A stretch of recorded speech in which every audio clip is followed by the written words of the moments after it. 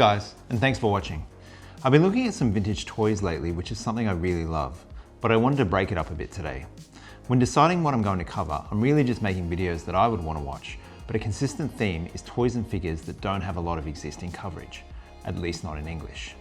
One such toy is this impressive Bandai DX Chogokin RX-78F00, which is quite a mouthful. This toy kind of slipped under the radar a bit, and that may be because it was done as a very limited offer to commemorate the farewell or closing of the incredible moving full-scale Gundam at the Gunpla factory in Yokohama earlier this year. I'm sure you are all familiar with the statue, which I sadly didn't get the chance to see.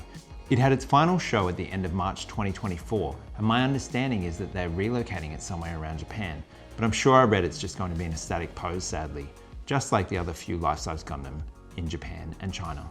So that makes this commemorative release all the more special. There's very few videos and reviews of this, and they're almost all in Japanese. Plus it looks like it's recently shot up in price a bit, so I figured some of you might be wanting to better understand what the figure is like before you decide if it's worth your attention and the potential hassle of trying to source one. To get it out of the way at the start, this doesn't move.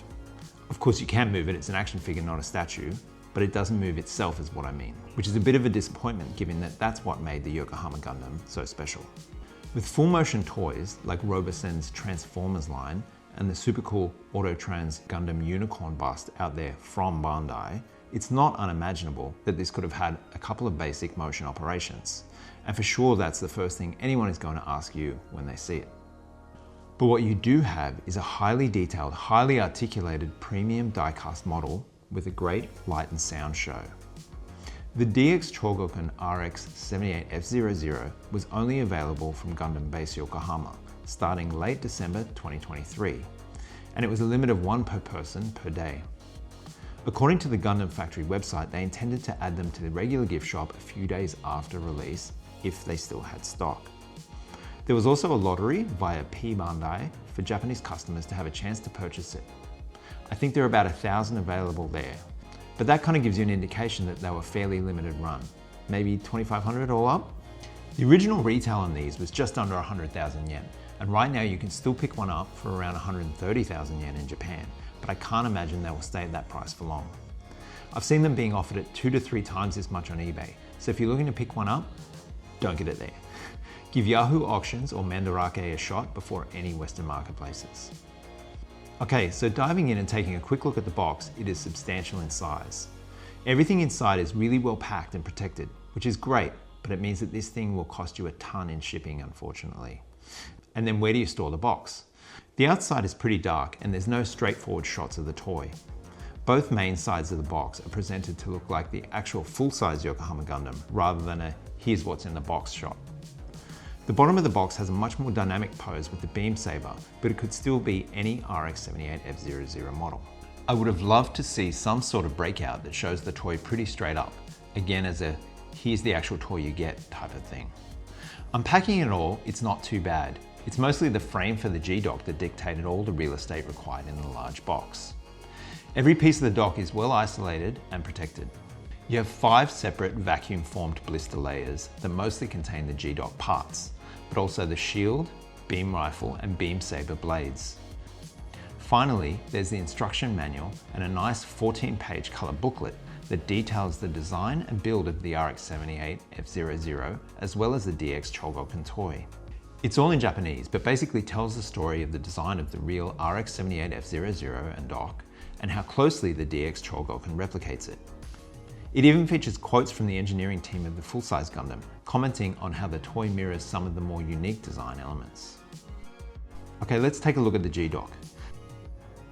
Starting with the base, there's some small casters underneath, so once you have it all built up, it will roll backwards and forwards nicely. It feels pretty solid, and you have the 2 spotlights out the front here. They rotate slightly as well as tilt up and down, so you can customize how the light show displays on the Gundam. Then right up front, there's 4 program buttons that allow you to play the main program of the Yokohama Gundam, as well as perform a few other functions which I will go through in depth later. I'll be showing some of the highlights of the program shortly, but I will also be uploading a second video that has all the shots I took of the toy, as well as the complete scripted program and music. So if you want to experience everything this toy does, you can check it out there. Then at the front you have the Gundam-Dock label and a single speaker on the left for all the audio. Unlike the Autotrans Gundam Unicorn bust, there's no audio output jack or option, so you're stuck with the cheap tiny mono speaker output unfortunately. Lastly, you'll notice the little hatch in the floor panel which hides the battery area as well as the main power switch for the dock. So to assemble the G-Dock, grab the big black stand known as the Gundam carrier and insert it in the slot at the back. It's very tight but should push all the way into that lip bit, so just keep pushing carefully and you'll get there. A word of warning that this is an absolute nightmare to take apart.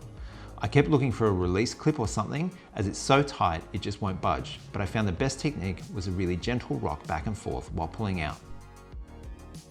While I've got this without the surrounding scaffolding, it'll be a bit easier to show you that you can raise the mount up and down by holding in the little button on the left hand side if you're looking at it from the front of the dock, which is the Gundam's right hand side when he's mounted in the dock.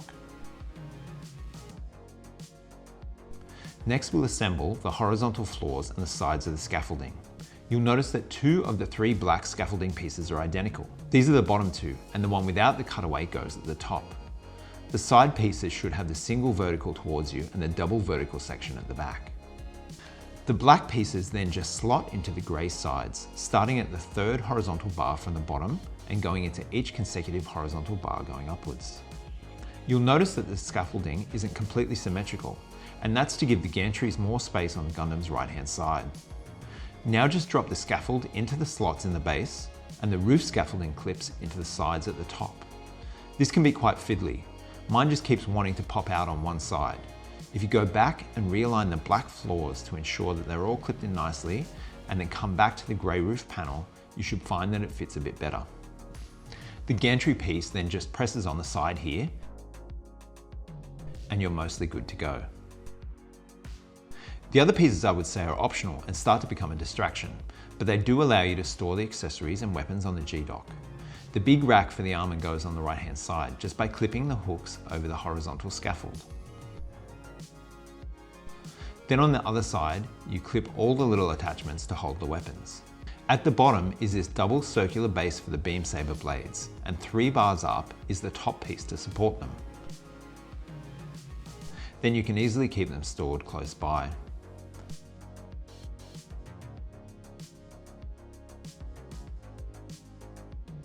Next are the shield clips. The large platform goes at the top, and this smaller 45-degree support is 2 floors below. Then just hook the top of the shield and position the handle to be clipped in this cradle bit. The beam rifle holder is really difficult, so I recommend fitting the clip to the beam rifle first to make sure you get it right and aren't stressing the parts. Finally, at the very bottom rail, we mount this mystery clip. It's easiest if we just explain it when we get to the bit that goes there. And now the G-Dock is completely assembled and ready to mount the Gundam Mobile Suit figure. Okay, so the figure. I have to admit that I'm not a huge fan of the F00, at least nowhere near as much as the original RX-78-2. Apparently the engineering of the full-scale moving statue dictated that its proportions change, and that's why he looks like he's been cutting carbs and doing a ton of cardio. But if you ask me, the original has a more healthy physique and proportions. The colour scheme is a little too high contrast and busy for me too. Now this is all said within the context of the OG RX-78 being almost as perfect a robot as you'll ever find. So the F00 is still very much a good looking figure, but it has some incredibly large robot boots to fill. The figure stands 37 centimeters tall, but once you add in the G-Dock, you'll need at least 50 centimeters of shelf height. Weight is a very nice 1.1 kilos or 2.5 pounds, and it feels very solid in your hands.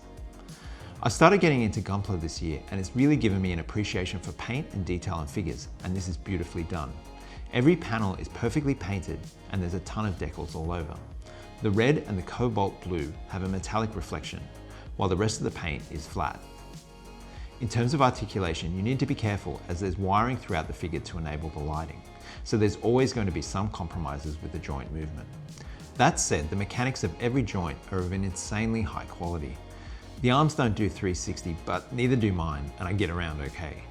By lifting the shoulder up, you can go straight up and then slightly back behind the vertical.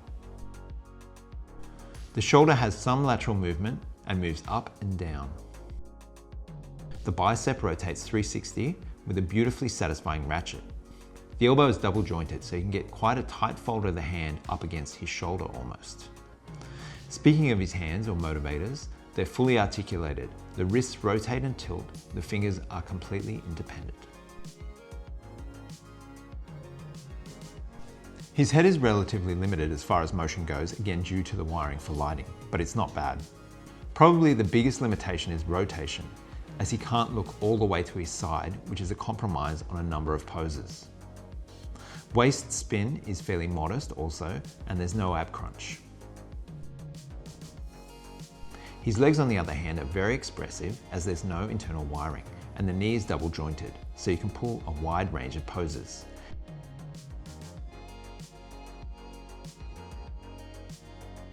His ankles rotate in all axes, and the toes have a pivot as well.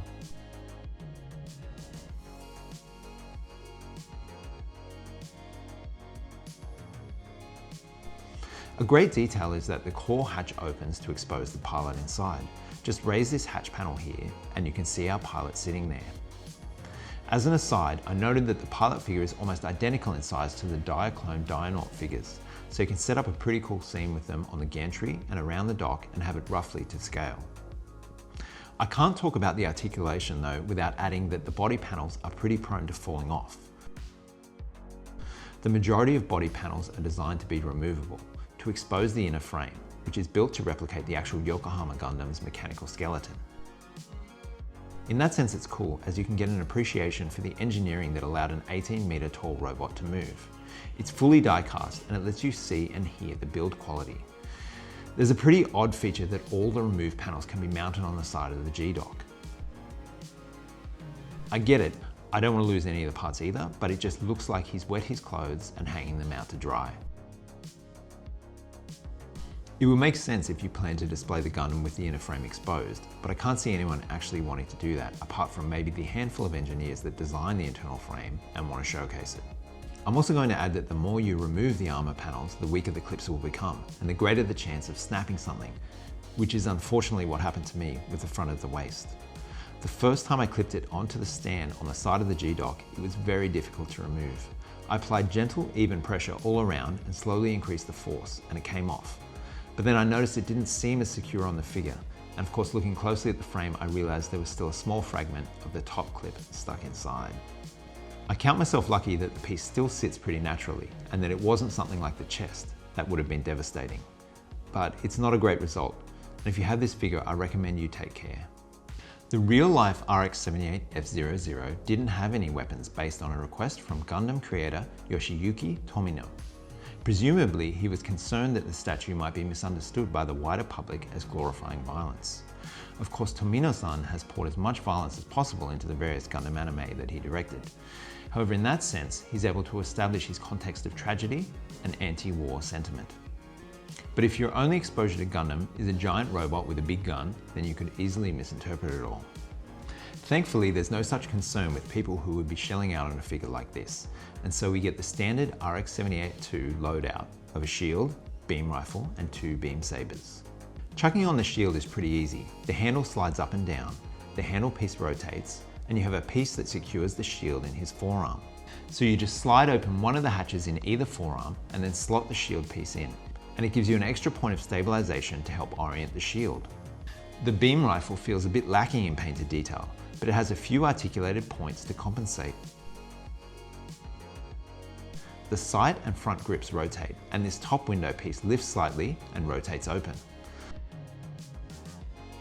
Lastly, there's a little hatch in the handle, which helps to secure the rifle in either hand. Just pull out the reverse latch in the palm of the hand, and they should slide alongside each other in the hand. It feels a bit more tricky to get it into the hand than it should be, and it's also tricky to pose. Due to the limited shoulder articulation, it's hard to get a two-handed grip, and you can't line up the sight or direction of the barrel to his eye line to make it look right.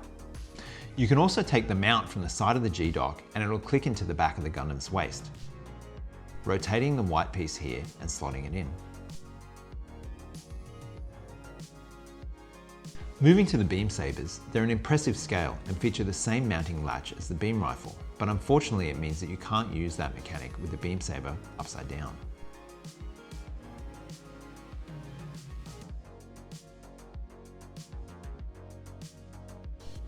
and as expected, the beam saber hilts mount into the backpack when not in use. To mount the Gundam securely on the G-Dock stand, you need to remove a piece under his crotch area. To make it easy, take the front off his undies, then you can prise out this bung piece. As mentioned earlier, there was one last grey clip on the side of the G-Dock, and the bung gets stored there so it won't get lost. Then at the back is this rotating white panel that we saw before for the beam rifle mount. You need to flip that around so he sits correctly in the mount for some reason. Now put his waist cover back on and you can lower him gently onto the upright part of the stand. Now that you've got the Gundam in the dock, there's a few things to note. First is the gantries. You can bring them over, but they really don't align very well. The head one I kind of get, as you don't want to align it directly with the face. It's more to provide maintenance access to the side, I guess. But it's a bit too high and there's still a big gap. That's all forgivable if the middle gantry aligned with the pilot hatch properly. The RX-78F00 doesn't have a core fighter, it's just a hatch for the cockpit. But I would expect that the gantry would line up pretty close so that the pilot can get in and out, and it just doesn't. It's not even really close in the context of this scale. You can twist the Gundam a little to make it line up, but if you look at it from the top down, it's clearly no longer facing straight ahead in the dock. The other thing to note is that you can slide out the dock, which replicates the action during the live Gundam presentation. So if you have the gantries forward, you need to retract them. Then at either side of the base, near where it steps down, you can pull out and unlock these tabs. Then pull from the front and the Gundam will slide forwards out of the scaffolding. This makes it much easier to pose and play with the figure without having to take it off the stand. Okay, so we've looked at what you actually get with the figure, its accessories and the dock, so all we have left is the main event, its light and sound shows. And there's a couple of modes for both the figure and the base that I'll walk you through. Firstly, the figure itself has the shoulder and knee lights that are just on or off. They don't change regardless of other settings and modes. You toggle the lights with the micro switches hidden under the shoulder cover or behind the knee. This might be obvious to everyone else, but it was only recently that I realized the red lights on the left, or port, and green lights on the right, or starboard, are the exact lights that planes and drones use to indicate direction or orientation from distance or in poor visibility, which is a nice realistic feature on the F00. The main interactive lighting for the figure is hidden under the backpack here. You can take the whole backpack off, which exposes the battery bay, or just pop off the little top panel. I find the whole backpack is a little easier to come off, and so that's generally how I do it. The off position is in the center, but if you move the switch to the right, indicated by 2 dots, then you're able to toggle the main lights directly on the figure without using the dock.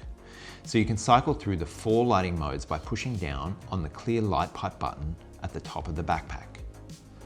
The lighting options are the pilot hatch only, then the top of the Gundam with the yellow eyes, then an alert mode which flashes the Chonmage, which is his robot samurai top knot, the eyes and chest. And finally, all lights are on, but with green eyes instead of yellow. The other mode on the backpack is accessed by pushing the power toggle to the left or towards the single dot. This then puts the figure into a slave mode driven by the G-Dock stand and will enable its lighting to be controlled by the stand program in sync with the script. These 2 IR transmitters at the back of the raise section just need to have line of sight to the IR receiver at the base of the backpack. Now that we have him in the slave mode and mounted in the dock, we can lift the battery cover hatch in the base and turn it on. You'll hear a generic powering up effect to let you know it's working. The G-Dock has these 4 buttons at the front that allow you to select a program. For the sake of theatrics, I'm going to go backwards, starting at the right-hand button. Button 4 just mirrors the function of the toggle button on the backpack, allowing you to cycle through the exact same lighting modes as you could by pressing the light pipe button on the backpack in the other mode. Button 3 allows you to cycle through the 6 different color options for the 2 spotlights at the front of the G-Dock: red, green, yellow, white, blue, and violet. When you select a color, the light will remain solid for almost 3 minutes. But if you press and hold button 3 while a color is showing, it will change to a gentle pulse for that time. You can use buttons 3 and 4 together to set your preferred lighting combination. Button 2 plays the track Beyond the Time, Mobius no Soro o Koete, or Beyond the Universe of Mobius, by J-rock band Luna Sea, alongside a synchronized light program. Like I said, I never had a chance to see it in person, but my understanding is that this track was played during the standby mode performance. Again, I'm only showing snippets of the program, but both the main Button 1 program and the Button 2 Lunar C track can be watched in full in the other video on my channel that just shows you shots of the toy. So if you want to see it in its entirety, you can check it out there. Now we get to the first button, which is obviously the main scripted program known as the activation or launch experiment. Pressing it once will play the entire 7-minute program, synchronizing the lights on the Gundam as well as the 2 spotlights. Pressing button 1 while it's playing will allow you to advance through the 4 chapters. So if you press it once, it will start at the start, press it again and it will stop, but press it again within a few seconds and you'll skip ahead to chapter 2, and so on. From what I can tell, the audio program is similar to what was performed at the Yokohama Gundam shows and tells the story of the first startup procedure of the RX-78F00, which according to the booklet was reconstructed from RX-78 parts discovered at Yamashita Pier in Yokohama, long after the 1-year war of 0079 in the Universal Century. The dialogue of the pilot, mission control, and a support operator narrate the startup procedure, and all goes to plan until they hit a snag. No spoilers here, at least in this video. I'll let you either catch the complete video with subtitles on my channel or pick up the toy for yourself and listen through the program. To close out the review, I thought I'd compare it to some of the other figures that were more widely available during the exhibition of the Yokohama Gundam, including a 1/144 scale, a 1/100 scale, and a 1/48 scale Gunpla. My eldest kid has made the 1/144 and did an amazing job of it, and I've recently built the 1/48 scale figure, as you can see here. Comparing the 1/48 scale Gunpla side by side with the DX Chogokin, they are almost identical in size. They also had a couple of die-cast Chogokin figures, a standard which you can see here, and a nighttime illuminated version. Until the DX launched, these were the flagship representation of the RX-78F00. Here you can see them side by side. The DX Chogokin is significantly larger. The smaller figure feels roughly a 1/100 scale. They're mostly identical in detail, however. The smaller one is a little more grey and his blue chest is much more navy, whereas the larger DX figure is closer to a cobalt. The smaller figure doesn't suffer the same limited articulation of his bigger brother and still offers a light up head. You also get a hyper bazooka, which I would have loved at the larger scale. Okay, that's it. Thanks as always for watching. I hope you enjoyed checking out this figure, and for those of you that were lucky enough to see the Yokohama Gundam in real life, I hope it brought back some great memories. See you next time.